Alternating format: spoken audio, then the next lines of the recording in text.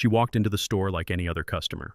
Plain t-shirt, old jeans, a watch that didn't scream money, and that's all it took. "Ma'am, we don't have anything in your price range," said the sales guy, Thomas, his name tag half tucked under his jacket like even he wasn't sure he belonged there. The manager, Veronica, didn't even try to mask the disgust. "This is private property. If you're not making a serious purchase, we'll have to ask you to leave." Thing is, she owned the place. Not a branch, not a few shares. The entire luxury jewelry chain, Aurora and Argent, Jade Templeton, former Special Forces logistics officer turned tech entrepreneur, had quietly built the company from the ground up over 9 brutal years. But on that Saturday afternoon, at her own Manhattan flagship store, she was being escorted toward the exit like some nobody, and she let them do it. Right up until she pressed that tiny silver button on her watch. See, that wasn't just a fashion accessory. It was a custom panic signal directly linked to corporate HQ. 60 seconds later, the store doors flew open, and in came Rachel Cruz, Vice President of Operations, high heels clicking like a metronome of reckoning. But let me back up a sec. Because Jade didn't come from silk and pearls. She grew up in a trailer outside El Paso, raised by her grandmother, Nana Rosa. After her parents died in a fire, she survived by hiding in a dryer. Rosa taught her 2 things: how to fix things and how to never beg. At 17, Jade forged her mom's signature and joined the army under a false name. She wanted out, and Uncle Sam offered a way. She didn't just serve, she thrived. She trained with the 160th SOAR, built supply chains in combat zones, and once pulled a soldier out of a burning convoy using a fire hose and 3 belts. She still has a piece of shrapnel in her shoulder. Her military life? It broke her, and it built her. She learned to trust instincts sharper than steel, and to read people before they opened their mouths. And that day in the store, her gut had screamed bias. Back in the present, Veronica stood frozen as Rachel said just 5 words that sent shockwaves down the diamond-lit showroom. "Ms. Templeton owns this company." Thomas's face went white. Veronica staggered back like someone had knocked the air out of her. Customers turned, murmured, one even dropped her purse. Jade didn't say a word at first, just walked slowly to the solstice display, the one she personally designed, inspired by the stars Rosa used to point out through a cracked window. She lifted a pendant. Midnight eclipse. Retail price, $38,000. She turned to Veronica. "You said I needed an appointment?" No answer, just shaking lips. Rachel took over, pulling up real-time security footage and CRM stats on a tablet.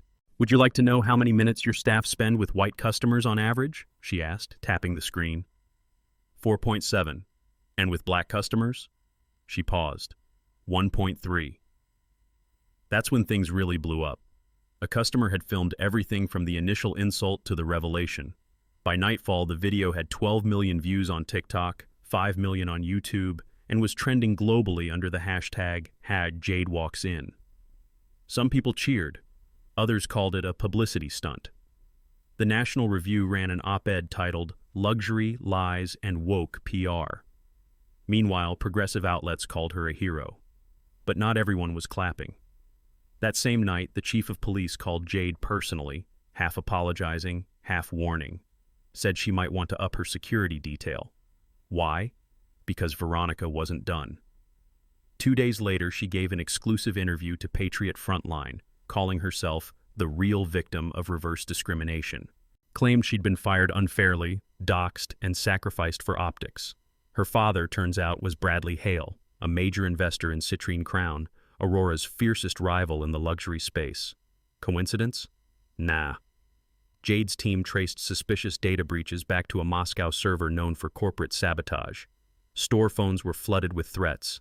Jade's private email got leaked. Even her grandmother's nursing home had to be relocated under police supervision. But the worst? One of her own executives, Harold Green, accused her at the next board meeting of damaging shareholder trust. "Retail is about margins, not movements," he said smugly, sipping bottled spring water while Jade stared him down. She didn't yell, didn't flinch. She just smiled and pulled out receipts. Literally. CRM logs, demographic tracking, secret shopper reports, all showing how Aurora had tripled its quarterly revenue since implementing inclusive pricing and anonymous resume screening. Then she dropped the bomb.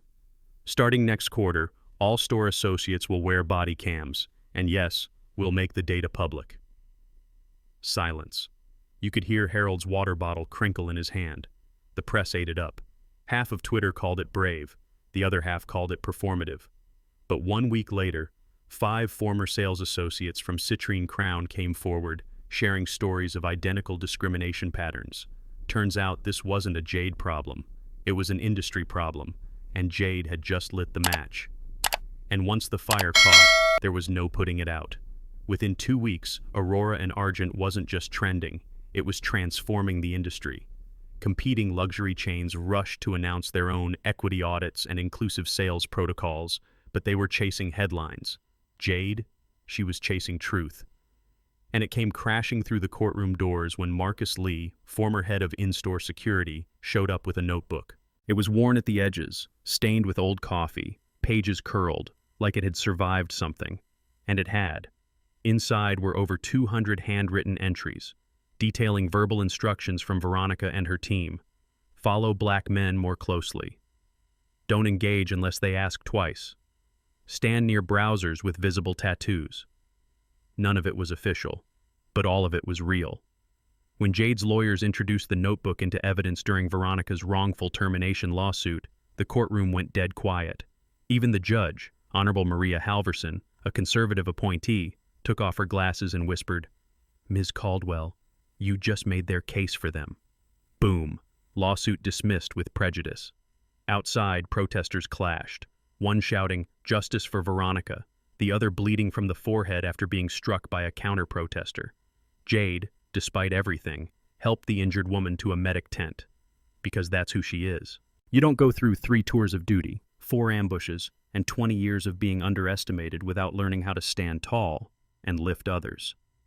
But even warriors feel the weight. Back at her penthouse, Jade broke down in the arms of her childhood friend Samira, a former combat medic who now ran a non-profit for female veterans. They talked until sunrise, about race, rage, and redemption.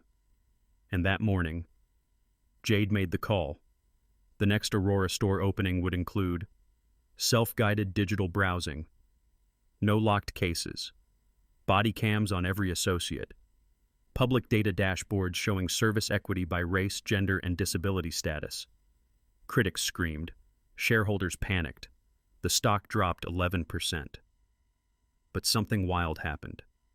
New customers flooded in, not just black or brown, but everyone who had ever felt intimidated by marble counters, silent rooms, and cold stares. A 67-year-old teacher bought her first pair of diamond earrings. A single dad picked out a wedding band for his second chance at love. A trans woman cried after a sales rep called her ma'am without hesitation. 84% return rate. You know what that means? In an industry where most people only walk in once, they came back. Because Jade didn't just change the decor, she changed the rules. Now let's talk about Thomas Witt, shall we?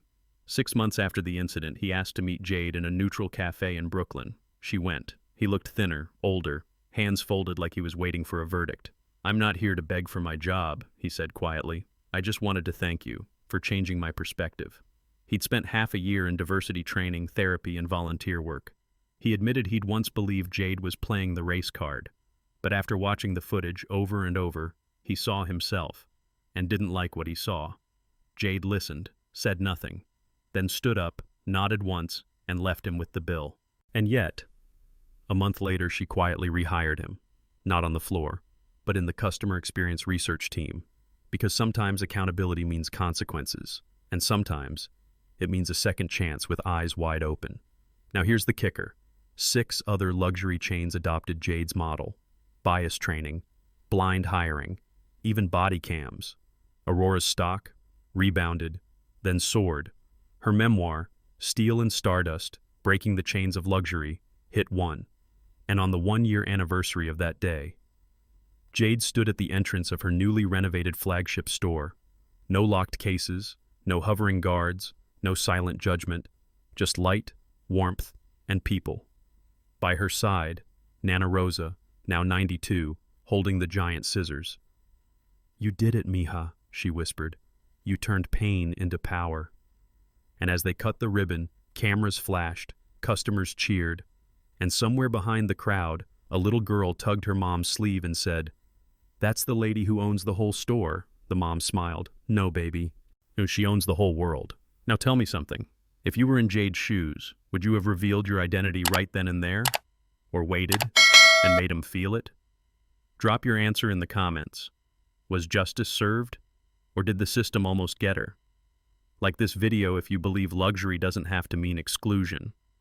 Subscribe if you're here for stories where power meets purpose. And share this with someone who needs to know. We don't rise alone. We rise when everybody gets to walk through that door and stay.